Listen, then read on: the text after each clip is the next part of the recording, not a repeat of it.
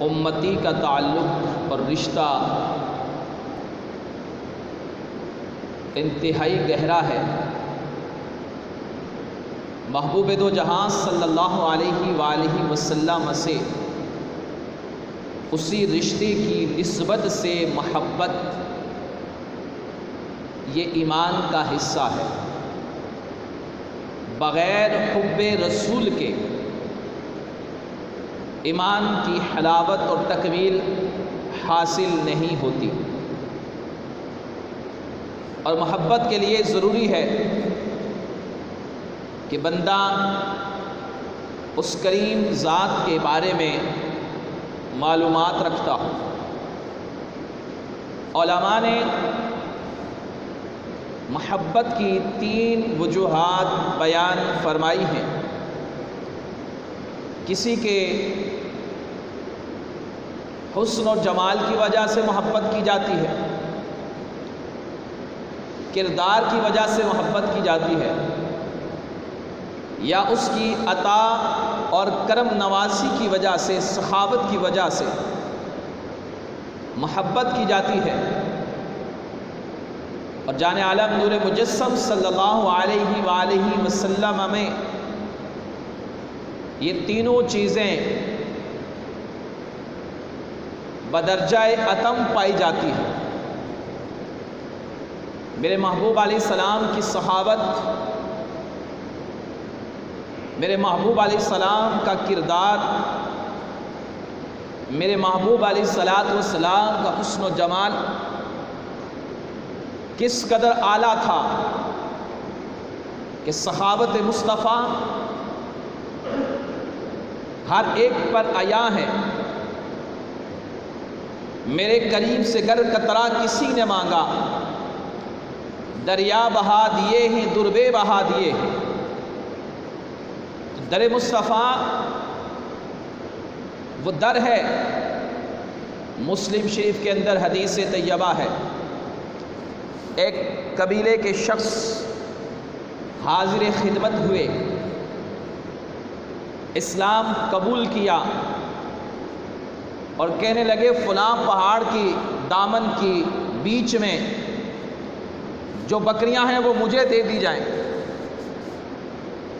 آپ علیہ السلام نے وہ ساری بکریاں انہیں عطا فرما دی، اور جب وہ بکریاں لے کر اپنے قبیلے کی طرف گئے تو جاتے ہوئے جو آوازیں بلند کر رہے تھے، وہ حدیث کے الفاظ یہ ہیں کہ وہ بلند آواز سے یہ پکارتے ہوئے جا رہے تھے کہ اے میری قوم، آؤ محمد صلی اللہ علیہ وآلہ وسلم پر ایمان لے آؤ، کیونکہ وہ اتنا نوازتے ہیں، اتنا نوازتے ہیں کہ پھر اس کے بعد کبھی بندے کو محتاجی کی فکر لاحق نہیں ہوتی۔ تو سرکار اتنا نوازتے ہیں۔ وما آتاکم الرسول فخذوہ وما نہاکم عنہ فانتہوا، یہ شان مصطفیٰ کریم علیہ السلام کی ہے۔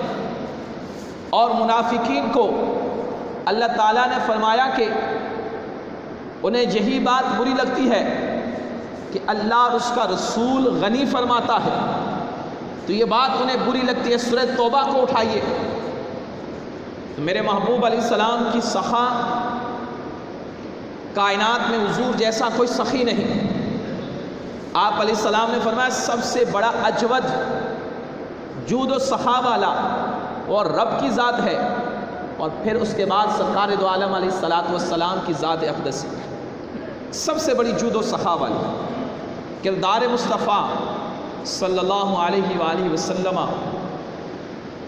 جس کی عظمتیں یہ ہیں کہ قرآن کہتا ہے لَقَدْ كَانَ لَكُمْ فِي رَسُولِ اللَّهِ أُسْوَةٌ حَسَنَةٌ، تمہارے لیے رسول اللہ صلی اللہ علیہ وسلم کا طریقہ بہترین نمونہ ہے۔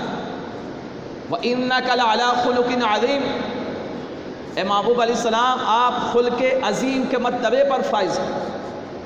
تو سرکار دو عالم علیہ السلام جیسے کسی کے اخلاق نہیں، کسی کا کردار نہیں، اور میرے محبوب علیہ السلام کا حسن و جمال بھی کسی اور کا ایسا نہیں ہے۔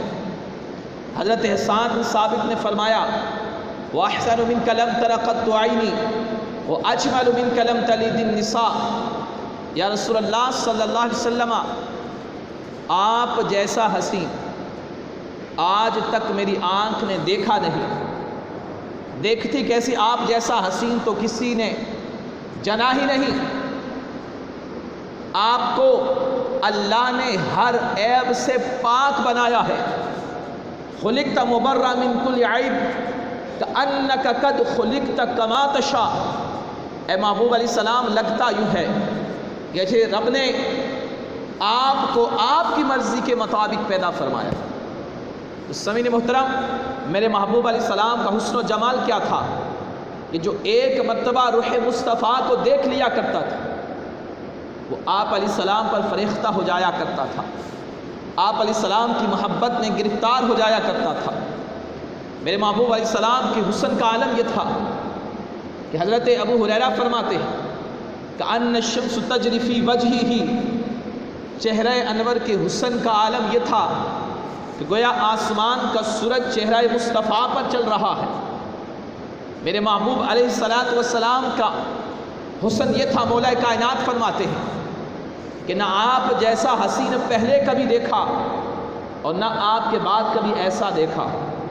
میرے محبوب علیہ السلام کے چہرہ انور کی ضیاء پاشیاں ایسی تھی کہ سخت اندھیری رات میں بھی ام عائشہ الصدیقہ رضی اللہ تعالیٰ عنہ فرماتی ہیں کہ روح مصطفیٰ کی روشنی میں سوئی کے اندر دھاگا ڈال لیا کرتی تھی۔ میرے محبوب علیہ السلام کی حدیث طیبہ شان کے حوالے سے شمائل ترمذی کے اندر موجود ہے، حضرت عبداللہ رضی اللہ تعالیٰ عنہ فرماتے ہیں میرے آقا کریم علیہ السلام کے سامنے کے دندان مبارک کے بیچ میں کچھ خلا تھا، فاصلہ تھا۔ اذا تکلم، میرے محبوب علیہ السلام جب گفتگو فرمایا کرتے تھے تو گفتگو فرماتے ہوئے آپ علیہ السلام کے دہن مبارک سے نور کی شعائیں نکلتی ہوئی محسوس ہوا کرتی تھی۔ میرے محبوب علیہ السلام کے ہاتھ مبارک ریشم اور حریر سے بھی زیادہ نرم اور ملائم تھے اور مشک اور عنبر سے بھی زیادہ خوشبودار اور معطر ہوا کرتے تھے۔ میرے محبوب علیہ السلام کے اعضاء مبارک کا حسن، اس کے کیا کہنے کہ قرآن جن اعضاء کا ذکر کرتا ہے۔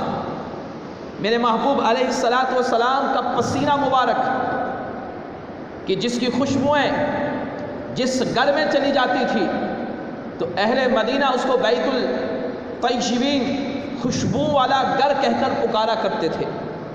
میرے محبوب علیہ السلام کا اگر دست سے شفقت کسی بچے کے سر پر آ جایا کرتا تو صحابہ فرماتے ہیں کہ اور بچوں سے وہ ممتاز نظر آتا تھا کہ اس کے سر سے میرے محبوب علیہ السلام کے دست مبارک کی خوشبو آیا کرتی تھی۔